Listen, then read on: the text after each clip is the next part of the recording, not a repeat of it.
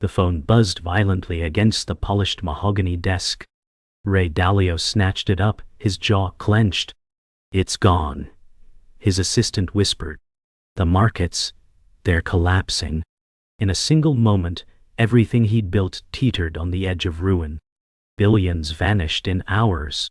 His eyes darted to the screens, flashes of red, panic sweeping across the world.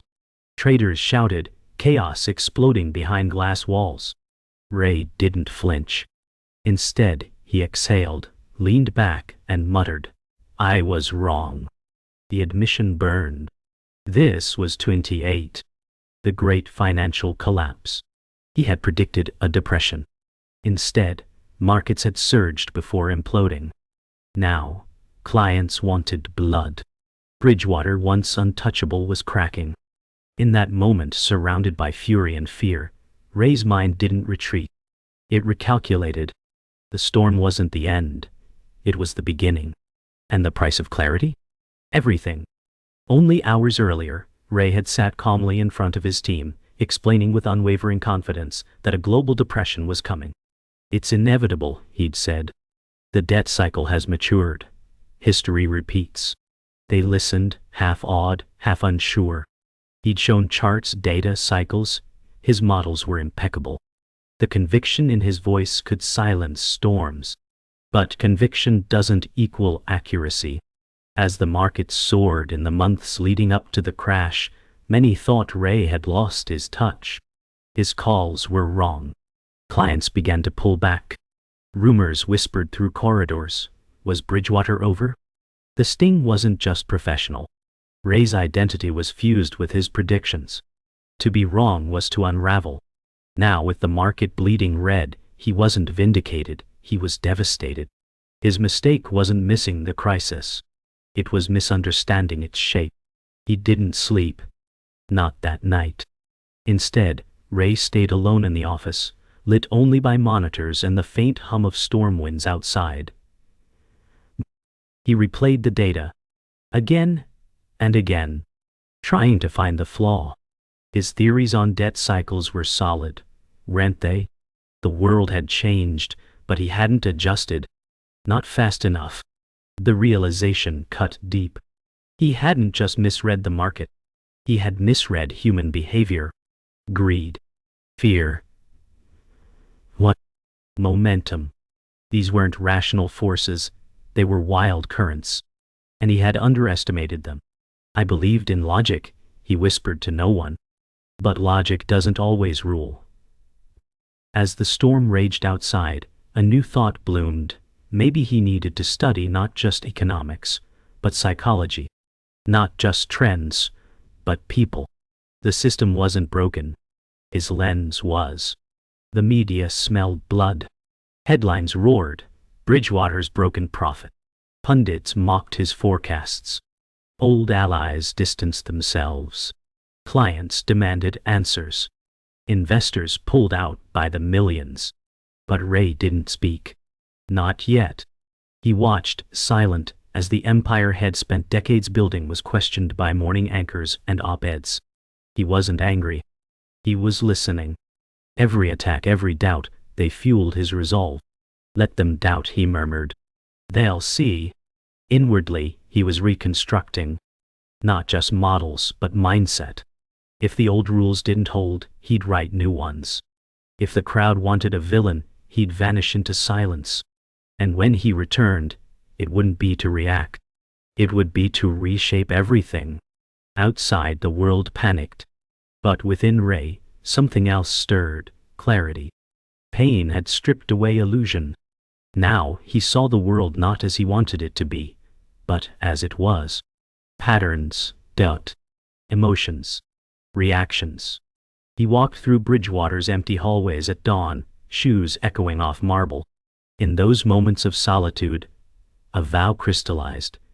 He would not just rebuild, he would rewire the way people think about economies. A new era of radical truth and transparency would begin. But first, he had to survive this. And survival, he realized, meant transformation.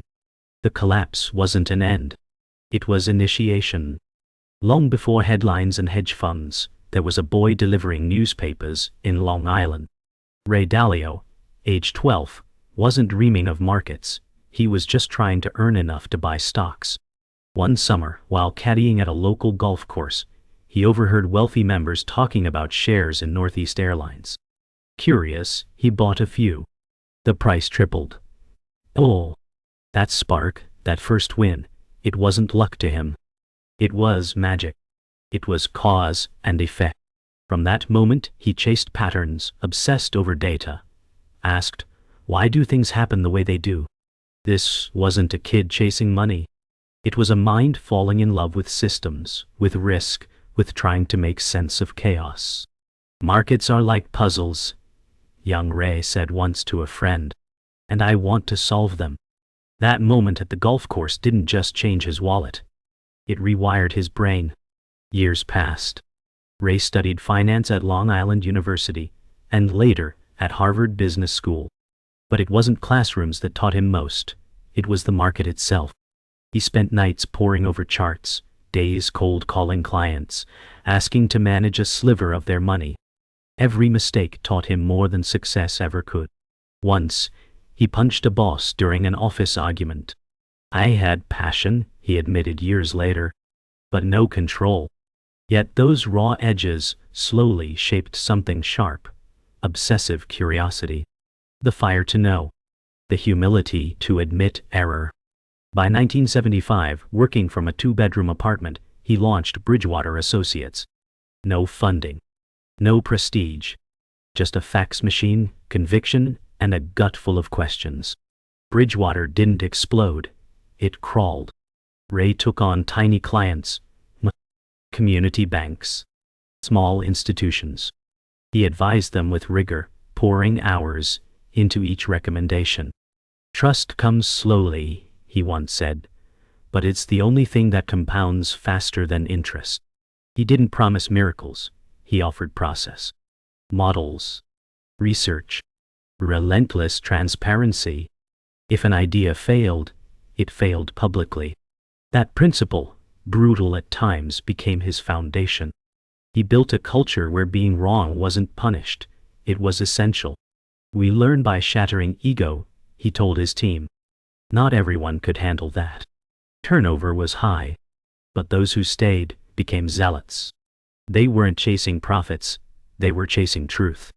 And slowly, Ray's vision began to scale. In 1982, Ray made a bold prediction. A global debt crisis was looming.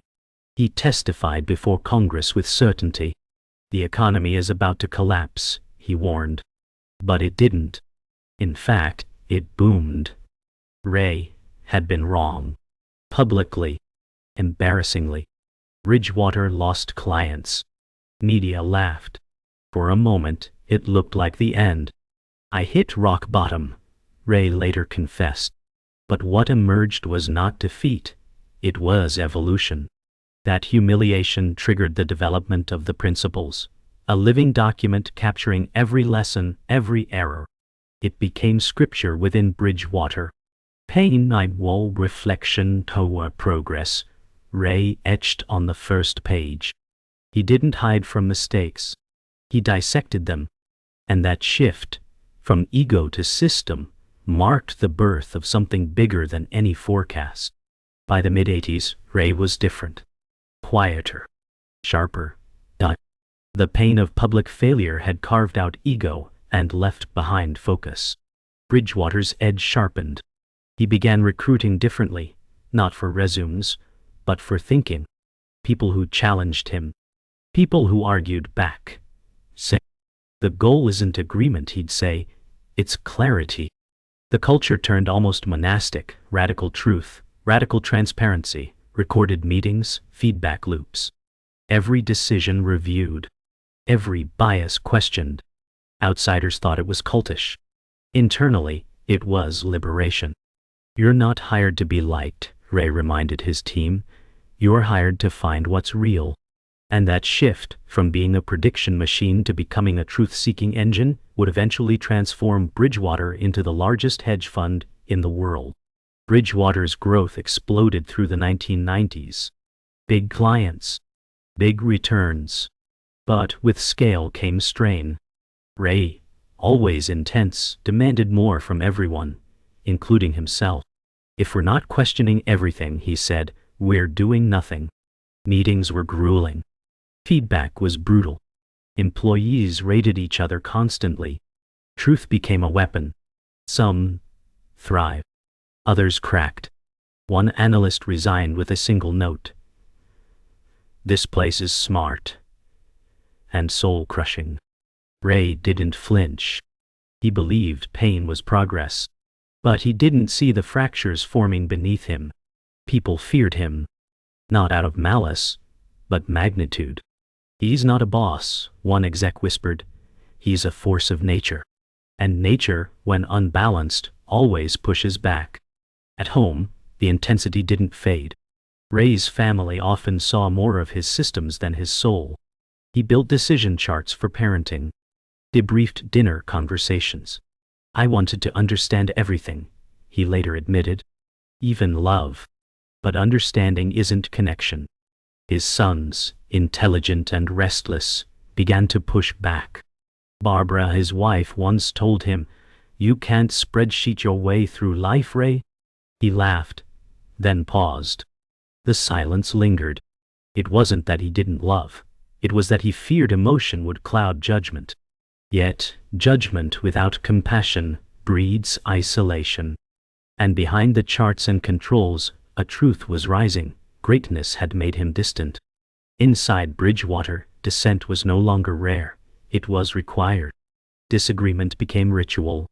Debates were filmed, transcribed, scored. Employees competed not just on results, but on truth-seeking. But the culture turned rigid. We weren't debating anymore, one veteran said. We were posturing. New hires panicked. Some broke down. Hire became a revolving door. Ray doubled down. This isn't for everyone, he told investors. It's for those who want to grow. He was half right. Growth was happening, but so was attrition. Trust was becoming algorithmic. And when human systems try to be perfect, the human part starts to crack. Then came the algorithm. Ray wanted to embed his mind into the firm, literally. He and his team began coding his decision-making process into a system called the dot collector. Every meeting, every opinion, every hesitation was tracked and rated. We're building the idea meritocracy, he said. But critics saw a surveillance state. You're rating people like machines, one consultant snapped. We're not machines, Ray replied, but we should strive to be objective like them. The line blurred. People began to speak less, worried their thoughts might be misread by the system. Truth-seeking, once raw and honest, became filtered and strategic. The algorithm wasn't flawed. The input, people, were afraid. Ray didn't see it at first. The quietness. The caution. Bridgewater was thriving financially, but the soul of the firm was changing. Younger employees stopped challenging him. Meetings echoed with agreement. Truth isn't being challenged, an internal memo warned. It's being gamed. Ray, stunned, reread it 10 times. For the first time, he questioned whether his principles were becoming dogma. He had built a machine to reflect reality, but now it reflected only what people thought he wanted. The irony cut deep. Transparency without trust becomes exposure.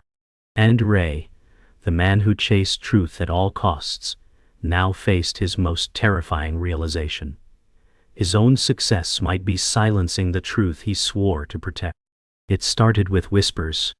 Bridgewater insiders leaked concerns to the press, anonymous letters, quiet exits, subtle revolts. One leaked email read, "We're not in a meritocracy. We're in a dictatorship of algorithms." The story exploded. Headlines blared. Inside the cult of Ray Dalio. For the first time, the public narrative turned. No longer just the profit investor, Ray was now a symbol of something darker. Bridgewater isn't radical truth, one ex-employee said on camera. It's radical fear. Ray watched it unfold on national television, stone-faced. He wasn't angry. He was wounded. This wasn't about ego. It was betrayal. From within. And that, he realized, was the crack he had never accounted for, loyalty that dies in silence. Ray called an emergency meeting. No press. No slides. Just people. Talk, he said. Say what you want to say. The room was silent. Then, one analyst stood. You've made us scared to be honest, Ray. We perform truth. We don't live it. The words hit like a bullet. Others followed. Fear. Fatigue. Call. Confusion. The culture that once freed them now felt like chains. For the first time, Ray didn't respond. He listened.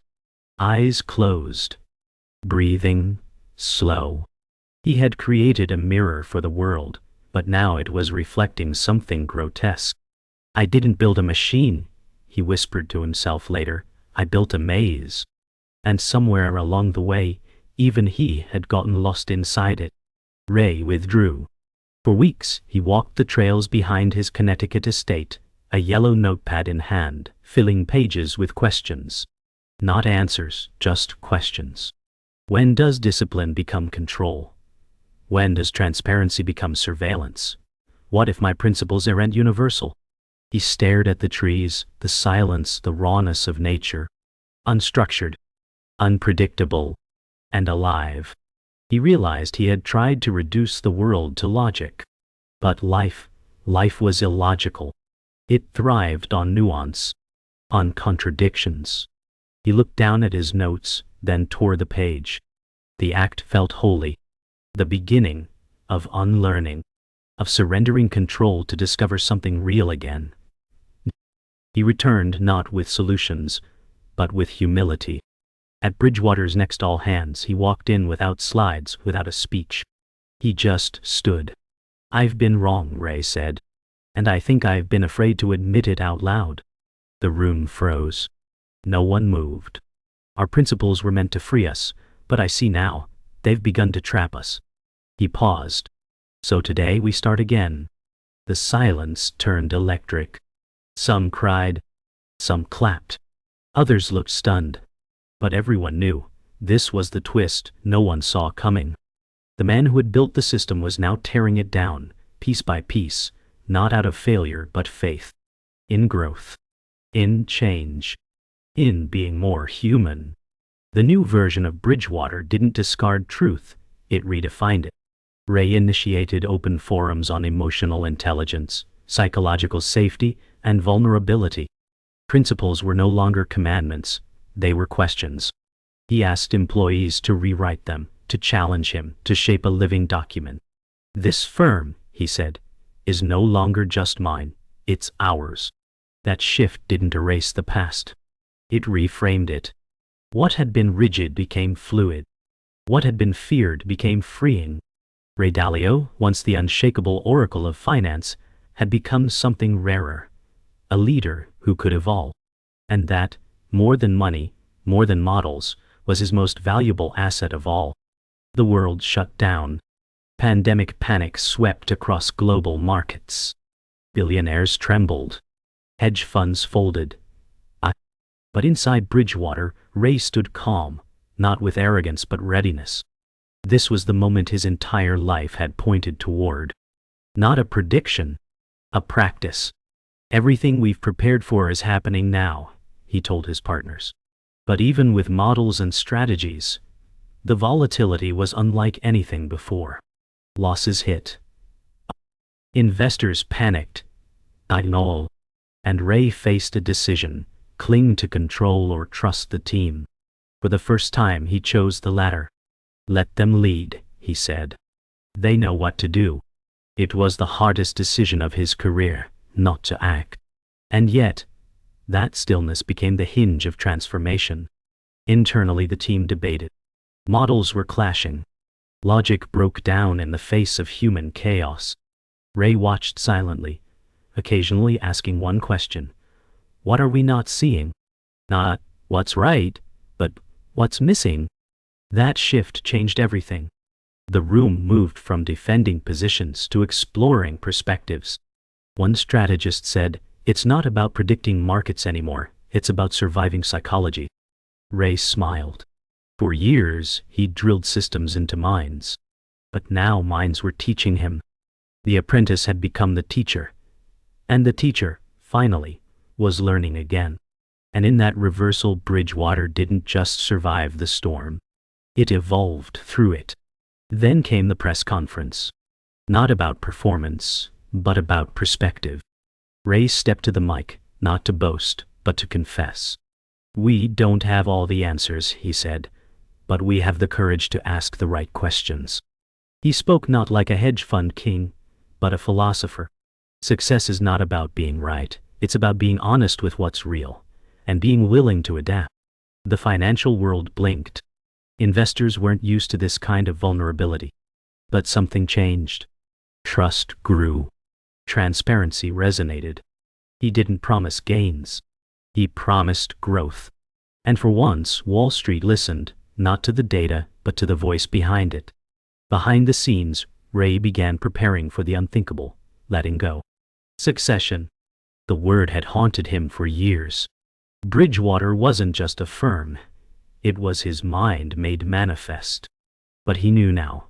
Legacies weren't built by holding tight.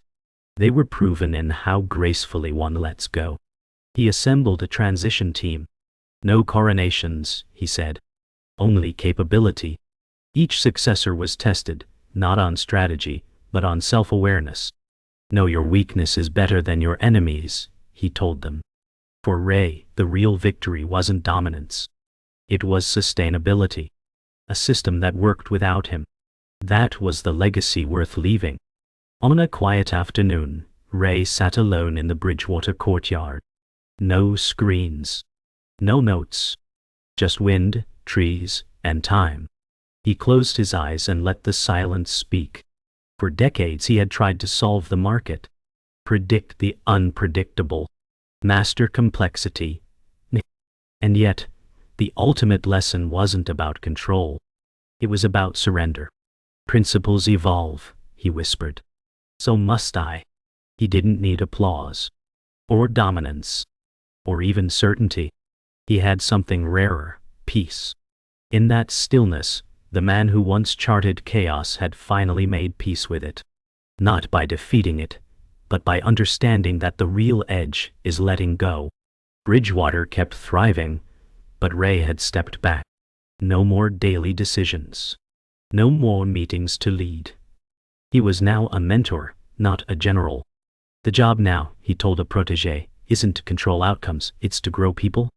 And he meant it. He spent more time listening than speaking, challenging younger minds not with answers but questions. The firm didn't collapse without him. It matured. That was the proof.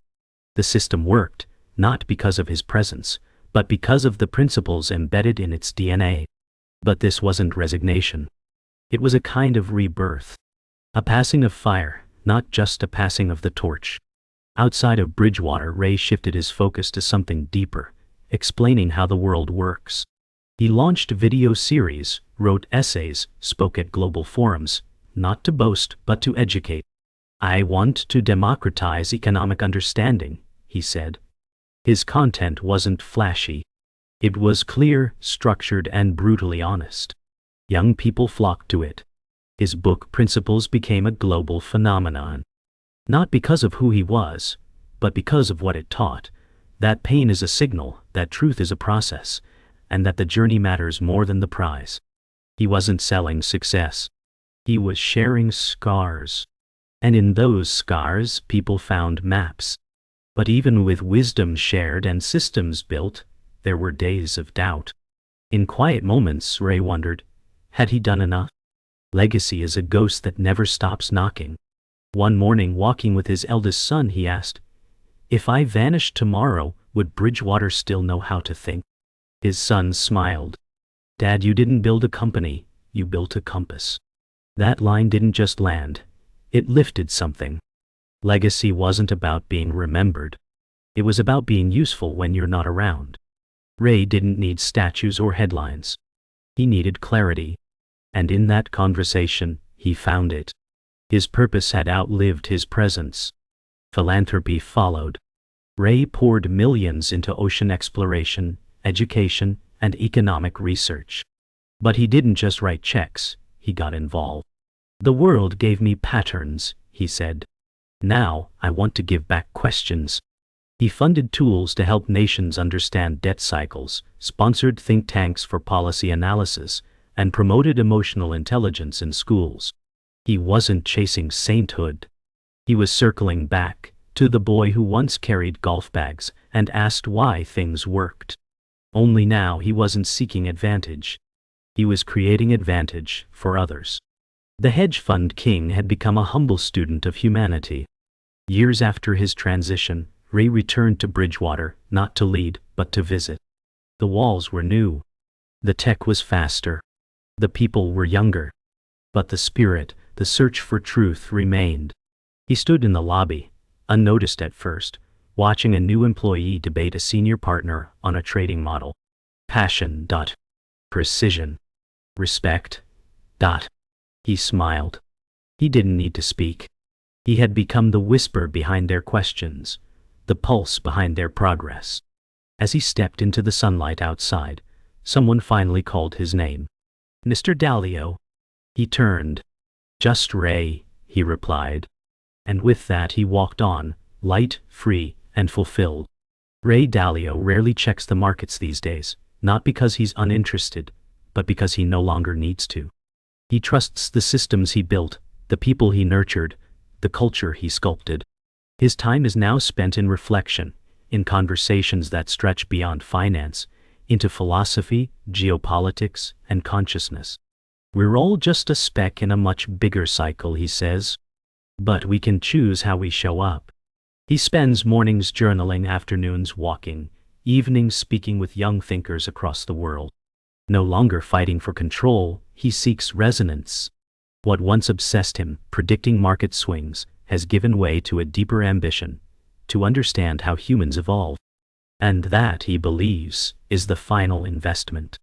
One day, a student asked him during a live call, "What's the biggest truth you've learned?" Ray paused, smiled gently, and replied, "That everything, markets, empires, relationships, they rise and fall. But what stays is how honestly you face the cycle." The screen was silent. No charts. No data. Just a man speaking from years of blood, brilliance, and breakdown. It wasn't about being a billionaire. It wasn't about being right. It was about being real, about leaning into fear, embracing change, and letting go when the moment comes. That answer, quiet and raw, didn't trend. But for those who heard it, it stayed. It echoed, like all real truths do. He visited the Long Island golf course recently, the one where it all began. The trees were taller. The clubhouse renovated. But as he walked past the 9th hole, he smiled. That was where he first heard the word stocks, where a boy holding golf bags glimpsed his future. He closed his eyes, picturing his younger self, wide-eyed, curious, fearless. "Thank you," he whispered to that boy. Not for making him rich, but for making him curious enough to keep asking why. That moment, unfilmed, uncelebrated, was the most cinematic of all. Because it reminded him, the game wasn't money. The game was growth. Ray keeps a framed print in his home office. It reads, "Paying high reflection to cow progress." Below it, a handwritten note from a former employee. "You changed how I think, not just at work, but about life." That's the legacy he never anticipated. Not the billions. Not the book sales. But minds reshaped. Perspectives widened. He once thought power came from knowing the future. Now he knows it comes from confronting the truth of the present. "I've made more mistakes than most," he says. But the only real mistake is failing to learn from them. And that, perhaps, is Ray Dalio's real hedge. Not against markets, but against stagnation. He no longer walks into Bridgewater like a founder. He walks in like a ripple. A presence felt, not declared. A question asked, not answered. In the final footage, we see him exiting the building, looking up at the sky. No entourage. No headlines. Just a man whole. He once conquered Wall Street. Now he's simply part of a larger cycle, still learning, still reflecting, still investing in what matters. As he reaches his car, a young intern rushes past, papers flying. Ray chuckles. "Been there," he mutters. And then, one final line, half to the wind, half to himself. The most important returns are never financial. The door closes. Fade to black.